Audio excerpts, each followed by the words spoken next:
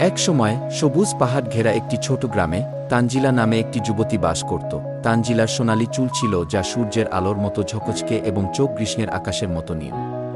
তিনি তার বাড়ির পিছনের জঙ্গল অন্বেষণ পছন্দ করতেন, যেখানে প্রতিদিন একটি নতুন দুঃসাহসিক কাজ বলে মনে হয়েছিল। ওহ বেচারা!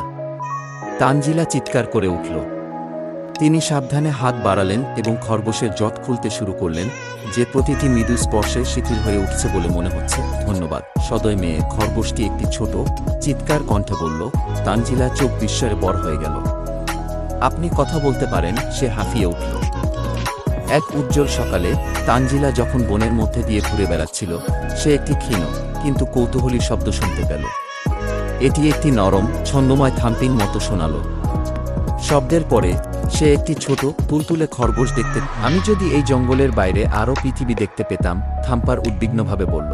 কিন্তু আমার পরিবারের আমাকে প্রয়োজন। তানজিলা এক মুহূর্ত ভেবে তারপর একটা বুদ্ধি দিল।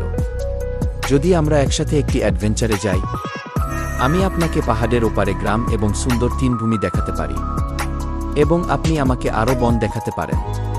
থাম্পারের চোখ উত্তেজনায় চকচক করছে, এটা চমৎকার শোনাচ্ছে। এবং তাই তানজিলা এবং থাম্পার তাদের দুঃসাহসিক কাজ শুরু করে। তারা পাহাড়ের উপর আরোহণ করেছিল, ঝকঝকে স্রোতগুলি অতিক্রম করেছিল এবং বন্য ফুলের ক্ষেত্রগুলির মধ্যে দিয়ে ঘুরেছিল। তানজিলা থাম্পারকে গ্রামটি দেখিয়েছিলেন, যেখানে তিনি রঙিন বাড়ি এবং বন্ধুত্বপূর্ণ মুখ দেখে অবাক হয়েছিলেন। থাম্পার তানজিলা বনের লুকানো অংশে নিয়ে যায়, যেগুলি সে আগে কখনো দেখেনি। জ্বলন্ত ফায়ারফ্লাইসে ভরা একটি জাদুকরি গ্রোভ সহ। সূর্য অস্তমিত হতে শুরু করার সাথে সাথে বিশ্বজুড়ে সোনালি আভা ঢেলে তানজিলা এবং থাম্পার বনে ফিরে আসেন। তারা ক্লান্ত কিন্তু খুশি ছিল। থাম্পারের পরিবার তার জন্য অপেক্ষা করছিল, এবং তানজিলা তাদের ভাগ করা দুঃসাহসিক কাজের দিন থেকে তার হৃদয়ে একটি উষ্ণ আভা অনুভব করেছিল। সেদিন থেকে তানজিলা আর থাম্পার বেস্ট ফ্রেন্ড। তারা একসাথে অন্বেষণ করতে থাকে, নতুন আশ্চর্য আবিষ্কার করে এবং স্মৃতি তৈরি করে যা সারা জীবন স্থায়ী হবে।